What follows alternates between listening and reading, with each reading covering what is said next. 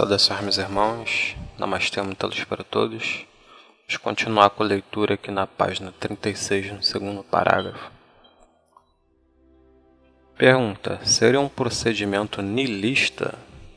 Ramatiz: não, porque não ocorre a destruição de tudo que existe, que seria entendido como pleno de carência de significação, para a construção do novo absoluto.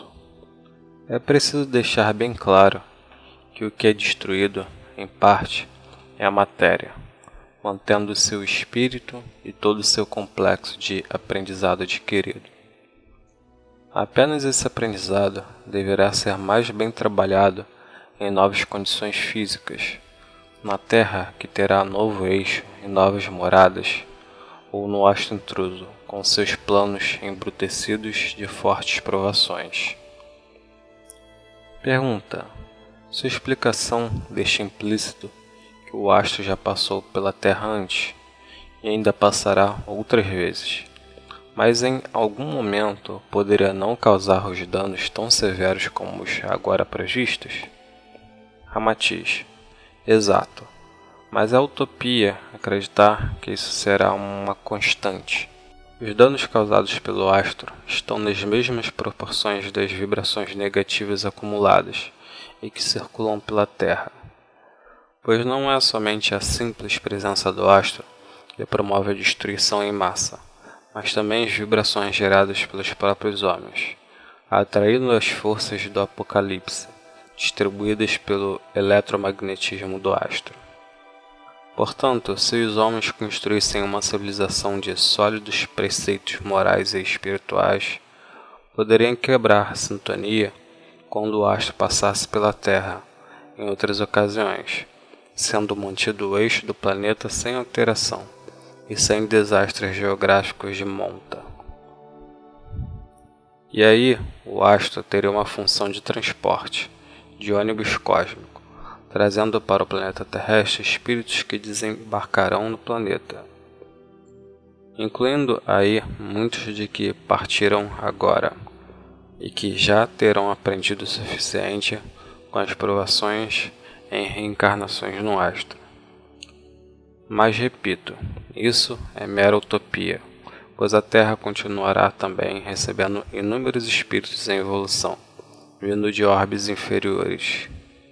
Nota de rodapé: Shiva é um dos deuses da tríade hinduísta, mais comumente retratado no seu aspecto Dansang Shiva.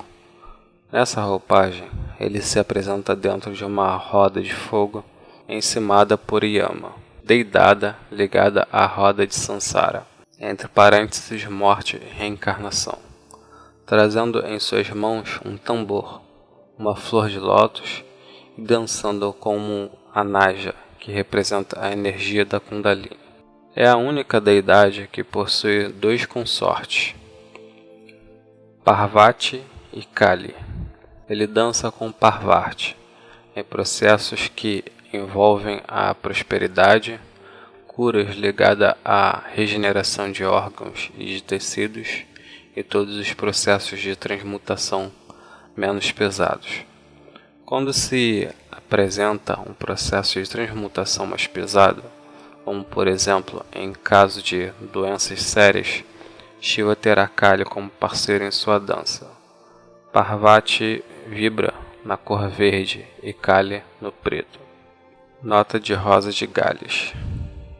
Continuando agora na página 37. Pergunta: mas se a passagem do astro à física não seria contraditório dizer que sua presença nas condições de alta velocidade galáctica não criaria problemas para o eixo do planeta? Mesmo em estado de pureza espiritual, a Terra não é o alvo fácil? Ramatiz: o aspecto cíclico do astro intruso estabelece que existem fases que ele não tangencia a órbita da Terra, não provocando danos, mas quando o faz, encontra uma Terra carregada de plasma negativo, em final dos tempos. Isso ocorre dentro da programação estabelecida, que vai de um cataclismo ao outro. No tempo de 13.332 anos, é o suficiente para a humanidade promover o ápice da desordem e do caos. E a espiritualidade já conhece essa história muito bem. O quadro se repete, levantando o pano para a grande escola da evolução, que promove renovadas chances para espíritos de inúmeras origens. Entretanto, se os homens, em um esforço fora do comum, resolvessem em conjunto trabalhar para suas respectivas melhorias, transmutando a Terra de modo a torná-la um exemplo de plano virtuoso, formariam uma aura planetária extremamente leve, tornando-a praticamente etérea e desvinculando das forças materiais negativas, quando a passagem do astro intruso. A influência seria primordialmente vibratória, em termos espirituais, com menos danos materiais do que normalmente ocorre. Também, se isso sempre acontecesse, Terra deixaria de ser um planeta de expiação, perdendo suas funções de escola de evolução, ou seja, a Terra deixaria de ser Terra. Alguns ciclos apresentam grandes progressos, outros não, mas as vibrações negativas estão presentes no planeta devido às grandes ondas migratórias, que chegam de orbes considerados inferiores. Pergunta: então, se todos os homens, milagrosamente, chegassem ao mesmo tempo ao consenso sobre a necessidade de transmutar suas imperfeições, se tornassem amorosos, pacíficos e evoluídos, não necessitariam mais da Terra? Ramatiz: teriam de deixá-la. O astro intruso, em sua passagem, espalharia tal carga eletromagnética negativa, em termos espirituais no planeta, que causaria nos habitantes um desconforto absurdo e absoluto, fazendo com que simplesmente desencarnassem por não conseguirem conjugar seus levíssimos estados energéticos com a imensa vibração do astro envolvendo o planeta. Apenas poucos abnegados permaneceriam na Terra, dando prosseguimento à reconstrução da humanidade. Os demais seriam transferidos para planos espirituais mais elevados, e a nova humanidade da Terra, formada por levas migratórias de outros planos inferiores. Mas é importante reafirmar, isso é pura utopia, pois por melhor que seja um ciclo, a regeneração daquela humanidade não é completa. Pergunta: esse ciclo de 13.332 anos é programado? Ramatiz: tudo é planejado pela espiritualidade, conforme a experiência sobre planetas de expiação como a Terra, pois os avanços tecnológicos não são usados pelos homens para o seu bem-estar ou a frutificação da paz e da evolução do espírito.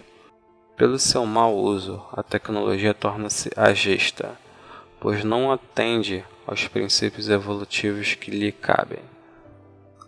O devenir, então, é a retirada das conquistas materiais humanas, da mesma forma que se retirasse de uma criança um brinquedo perigoso. O caso dos artefatos atômicos com fins bélicos é um exemplo. O avanço tecnológico vai sendo utilizado pelo homem como ponta da indústria militar. Cada vez mais armas e mais destruidores são fabricadas. As experiências realizadas colocam não somente o plano denso do planeta em perigo, como trazem graves problemas para o campo etéreo. Com a continuação, os homens fariam o papel do astro intruso, de um modo muito mais catastrófico, pois destruiriam por completo a Terra, não restando sobreviventes após a onda de radiação e de destruição química. Os desastres naturais provocados pelo astro intruso ainda permitem que sobreviventes reconstruam a nova humanidade. Pergunta: a carga negativa assim se transforma em matéria no campo etéreo do planeta? Ramatiz: o plasma negativo gerado pelos homens comporta uma matéria mais sutil do que aquela que vocês conhecem no plano denso, a qual permanece em torno do planeta, agindo de modo a renovar o caos e a edificar os umbrais inferiores. Cada vez que uma explosão nuclear acontece, o campo etéreo da Terra sofre a contrapartida dessa mesma explosão. Do mesmo modo que assassinatos, guerras e outros acontecimentos deploráveis geram um plasma que contaminam o campo etéreo. Tudo isso será recolhido pelo astro intruso quando de sua passagem. Pergunta: vamos sonhar. Se o astro intruso passasse pela Terra nos momentos de paz do planeta, sem alterar o eixo e sem causar distúrbios graves, no modelo utópico antes mencionado, estaria enquadrado teoricamente no aspecto mantenedor de Vishnu, Ramatiz. Brahma cria pela sua suprema força eletromagnética do pensamento, e Vishnu mantém o que foi criado. Essa é a simbologia para facilitar nossa explicação. Evidentemente que se o que foi criado é bem empregado, pacificamente e com amor pelos que o utilizam, então permanece através dos tempos. As transmutações são também pacíficas, correspondendo assim à ação de Shiva pacífico, que medita e cria para melhorar. É o caso de alguém que constrói uma casa em pleno ato de Brahma, mantém a casa limpa e tranquila pelo ato de Vishnu, e regularmente faz obras de melhoria pelo ato de Shiva pacífico. Entretanto, se alguém constrói uma casa pelo ato de Brahma, porém aqueles que vão nela residir brigam pela posse exclusiva da casa e a destroem aos poucos pela falta de manutenção, ignoram o ato de Vishnu. Então desperta o ato de Shiva furioso, que através do fogo kundalínico destrói a casa para que as brigas cessem. E em seu lugar seja construída uma nova morada com outros habitantes, ou mesmo com os antigos mais sábios, após terem perdido momentaneamente o local onde viviam. Com a Terra não é diferente.